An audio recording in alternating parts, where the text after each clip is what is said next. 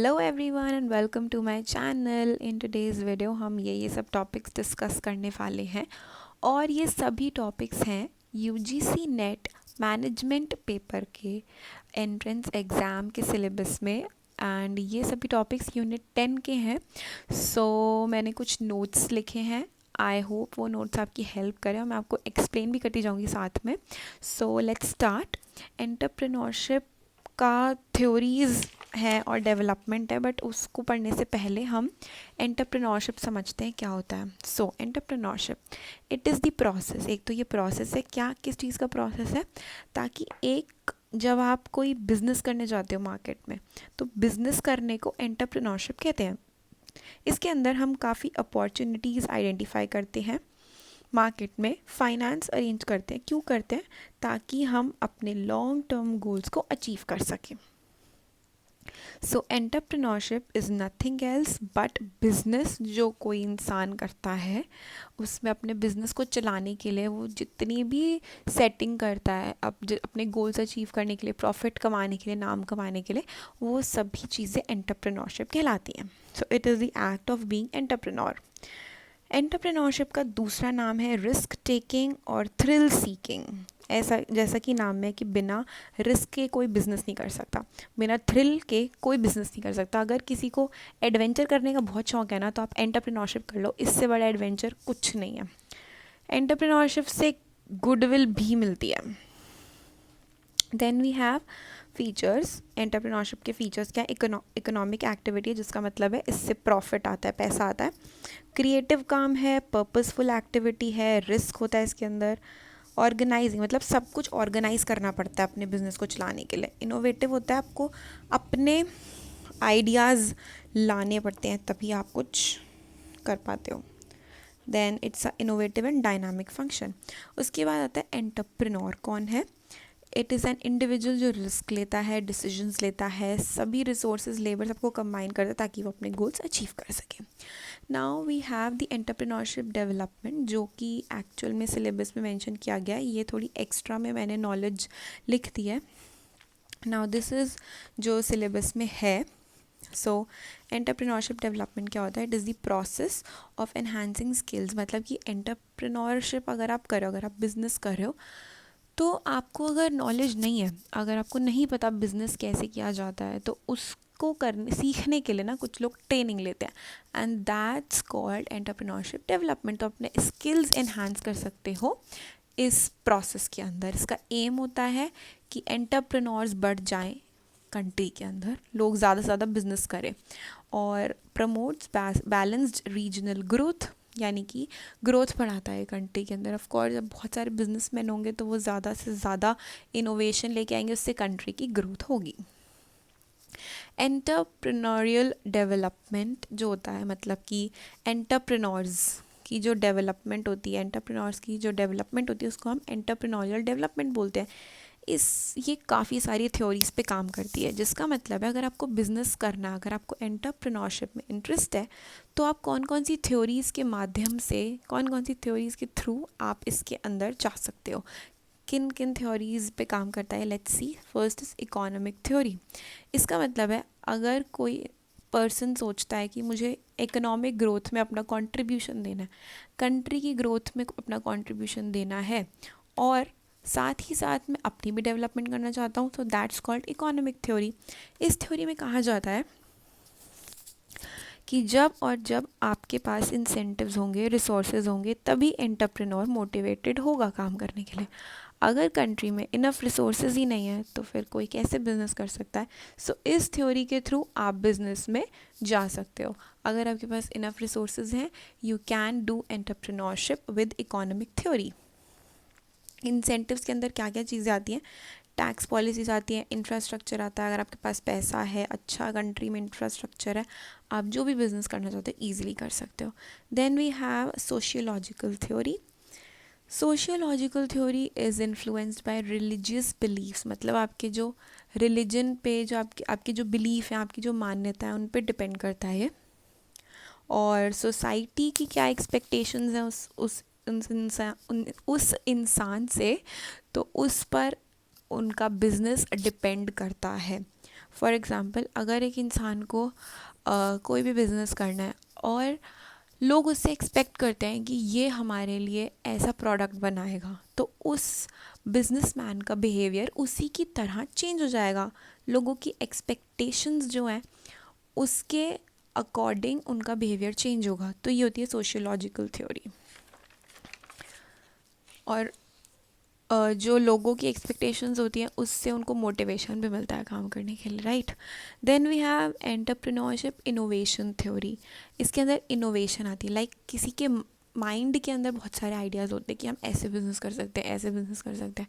तो वो जो भी टेक्नोलॉजी कंट्री में अवेलेबल है उसको आप यूज़ करके अपना भला कर सकते हो, अपने इनोवेशन से टेक्नोलॉजी को यूज़ कर सकते हो और कुछ इनोवेट कर सकते हो, अपना बिजनेस कर सकते हो।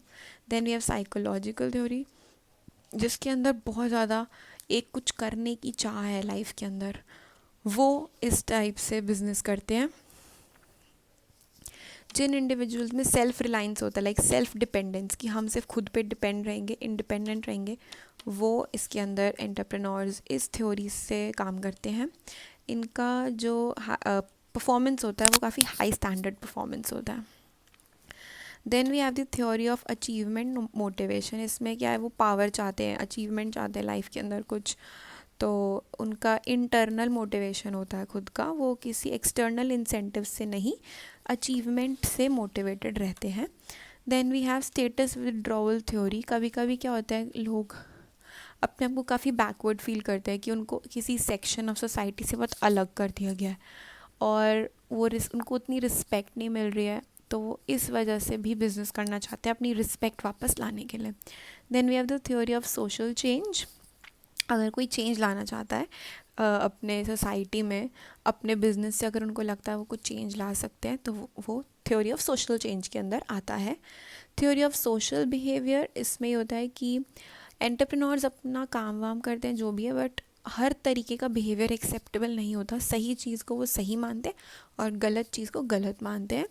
Then we have theory of leadership. जिन बिजनेसमैन के अंदर लीडरशिप स्किल्स होते हैं तो वो भी अच्छे एंटरप्रेन्योर्स बन सकते हैं, और इनके जो मैनेजरियल स्किल्स होते हैं, मतलब जो मैनेज करने के स्किल्स होते हैं, वो अपने एंटरप्रेन्योरशिप में यूज़ कर सकते हैं। Then we have the theory of model personality, जिसका मतलब है कि जो एंटरप्रेन्योर्स होते हैं उनकी जो परफॉर्मेंस है वो किस पे डिपेंड करती है कि उनका एटीट्यूड क्या है जॉब की तरफ, एंड उनके रोल, मतलब जो भी वो काम कर रहे हैं, लोगों की उनसे क्या एक्सपेक्टेशंस हैं। बट ये जो थ्योरी है थोड़ी सी क्रिटिसाइज थ्योरी है, ज़्यादा वर्क नहीं करती है, so it's not used that much. Then we have systematic innovation. ये परसेप्शन पे, नॉलेज पे, इनोवेशन वगैरह इन सब चीज़ों पे बेस्ड होता है। जिन लोगों को बहुत सिस्टम से सब काम करना पसंद होता है कि अब ऐसे होगा वैसे होगा इस टाइप से, वो इन सभी चीज़ों पे फोकस करते हैं, तो वो इस थ्योरी का यूज़ करते हैं। The next topic that we gonna discuss is types of entrepreneurs.